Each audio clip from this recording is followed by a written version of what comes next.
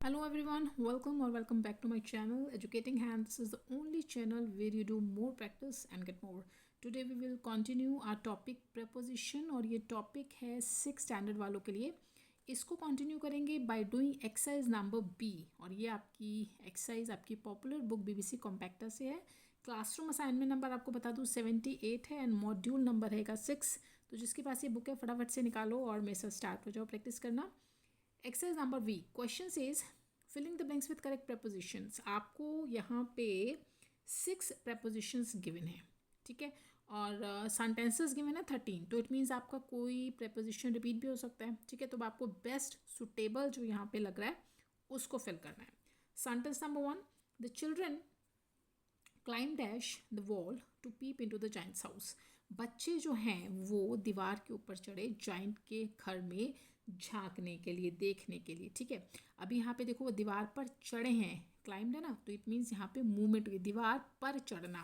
तो यहाँ पे आप यूज़ करें अपॉन का, ऑन का नहीं, अपॉन का, ठीक है, क्योंकि यहाँ पे आपको वो चढ़े होंगे, मूवमेंट हुई होगी, तो आप क्लियर यहाँ पे दीवार पर चढ़े, आप अपॉन का यूज़ करें. Second, what beautiful plants grow dash the water. Exclamatory sentence है कि कितने सुंदर प्लांट्स उगे हुए हैं पानी में, ठीक है.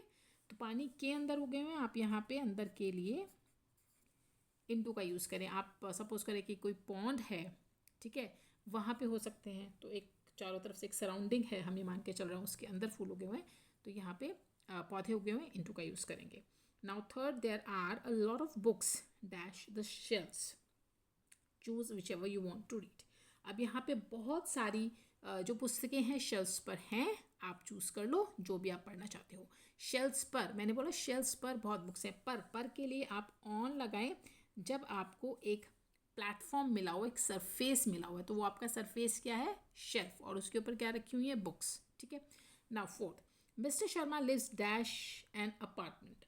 मिस्टर शर्मा जो है वो एक अपार्टमेंट में रहते हैं, ठीक है. तो में जो है उसके लिए आप इनका यूज़ करें, यानी जब आपको वही एक सराउंडिंग मिल गई, एक आपको इस तरह का इनक्लोजर मिल गया, एक अपार्टमेंट है उसके अंदर वो रहते हैं. Now fifth, we will be busier dash the end of the month. अब हम बिजी हो जाएंगे, ठीक है. हम बिजियर यहाँ पे लगाइए, सेकेंड डिग्री है, कंपैरेटिव डिग्री, कि हम जो है बिजी हो जाएंगे और ज़्यादा बिजी हो जाएंगे. एट द एंड ऑफ यहाँ पे लगाएं कि at the end of the month, यानी कि महीने के अंत पर, यानी महीने का जब अंत होगा, लास्ट जब वो आ जाएगा एंड पर, हम और ज़्यादा बिजियर हो जाएंगे. Now sixth, the groom arrived dash white mayor for the wedding ceremony. अब ग्रूम जो है वो पहुंचा एक वाइट मेयर पर, सफ़ेद रंग की घोड़ी पर, ठीक है.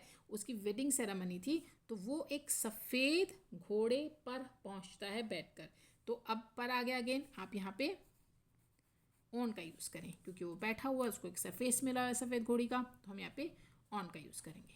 Now seventh, they will be coming to India dash March. अब वो इंडिया आ रहे हैं, भारत आ रहे हैं, मार्च पर तो नहीं हो सकता, मार्च में, और मे के लिए आप यूज़ करेंगे इन का, simple. Now at, the king road dash an elephant. अब राजा ने सवारी की, राइड रोड, ठीक है, तो सवारी करना, राजा ने सवारी की है हाथी की, राजा हाथी पर सवार है, राजा ने हाथी पर सवारी करी. अब यहाँ पे जो आपको मैं बेस्ट सुटेबल बता रही हूँ वो है ऑन, ठीक है जी. सवारी करी हाथी पर, वो बैठा हुआ है, उसको एक सरफेस मिला हुआ है, एक प्लेटफॉर्म मिला हुआ है, हाथी, वो बैठ गया. अब क्योंकि हाथी पर बैठना और उसकी सवारी करने में चल रहा होगा, सवारी कर रहा है क्योंकि, तो एक मूवमेंट भी आपको नज़र आ रही है.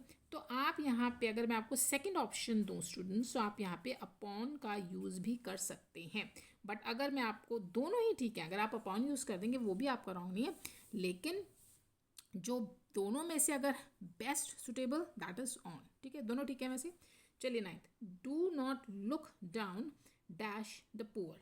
अब यहाँ पे आपको क्या करना है, do not look down the poor. अब यहाँ पे आप सिंपली अपॉन का यूज़ करिए. जो look down upon the poor है ना, इसका मतलब ही आप ये कंसीडर करें, यानी कंसीडर करें कि किसी को आप इन्फीरियर जो है दिखाने की कोशिश कर रहे हैं, और इस सेंटेंस में वो मना कर रहा है, किसको इन्फीरियर नहीं दिखाना, गरीब को, यानी do not look down upon the poor का मतलब ये है कि आपको, लुक डाउन अपॉन का मतलब है कि आप किसी को इन्फीरियर जो है वो फील ना करवाएं, नीचा फील ना करवाएं.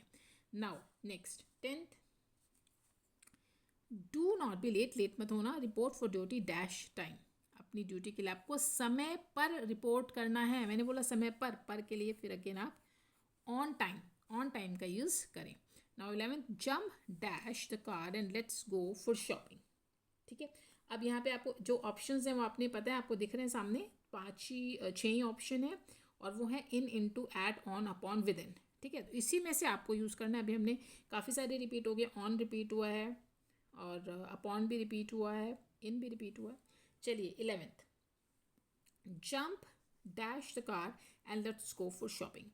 जंप इनटू द कार, क्योंकि यहाँ पे आप कार के अंदर, कार वही हमें एक सराउंडिंग मिला हुआ है, कार एक ऐसा है जिसके अंदर आप कूद के बैठेंगे. Jump into the car, car में बैठो, कार के अंदर बैठो और शॉपिंग के लिए चलते हैं. तो जंप इनटू द कार का मतलब ये है कि अभी आप कार से बाहर हैं. इनटू का आप यूज़ तब करते हैं कि जब आप कहीं बाहर हैं. जैसे आपने स्टूडेंट सुना होगा ना कि डॉग ने पॉन्ड के अंदर छलांग लगाई, या हम लोगों ने, किसी ने रिवर के अंदर छलांग लगाई. तो हम जंप करके बाद में जाते हैं, पहले हम बाहर खड़े होते हैं. तो किसी चीज़ के अंदर आप जंप करके जा रहे हैं, वहाँ पे मूवमेंट, और किसी चीज़ के अंदर जा रहे हैं, तब आप ऐसे सेंटेंसेस में इनटू का यूज़ किया करो. ठीक है, तो यहाँ पे भी हम कार से बाहर थे, उसके बाद उसके अंदर बैठेंगे, जा रहे हैं, तो इस वजह से हम यहाँ पे इनटू का यूज़ करेंगे. नाउ 2 सेंटेंसेस हैं, 12th एंड 13th, वो इधर है. 12th, वाइल ड्राइविंग, जिस दौरान हम ड्राइविंग कर रहे हैं, we must stop the dash traffic rules. तो हमें क्या करना चाहिए कि जो ट्रैफिक रूल्स नहीं, सॉरी, ट्रैफिक लाइट्स हैं, वहाँ पर ज़रूर रुकना चाहिए.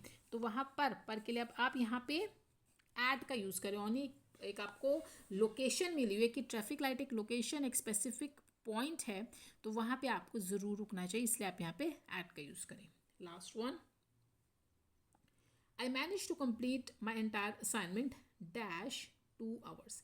मैं मैनेज कर लूँगा अपनी सारी जो मेरी असाइनमेंट है उसको विद इन 2 hours, यानी 2 घंटे के अंदर उसको मैं मैनेज कर लूँगा. ऐसा मतलब कोशिश जो है मैं करूँगा कि 2 घंटे के अंदर अंदर. तो अब 2 घंटे के अंदर का मतलब ये है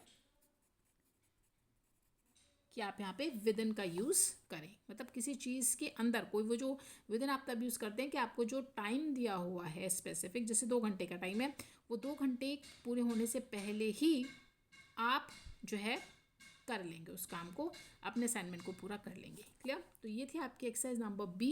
आई होप आपको क्लियर हो गई होगी. अगर कोई क्वेरीज होती हैं, कोई भी आपको कुछ डाउट है, मुझे कमेंट करके पूछ लिया करो, आपको इमीडिएट रिप्लाई मैं कर दूंगी. कैसी लग रही है वीडियोस, कितनी हेल्पफुल है आपके लिए, प्लीज़ मुझे कमेंट करके ज़रूर बताया करो. पसंद आए तो लाइक कर दो, चैनल को सब्सक्राइब कर लो अगर नए हो तो. एंड आगे की प्रैक्टिस नेक्स्ट वीडियो में करेंगे. Till then stay happy, stay healthy.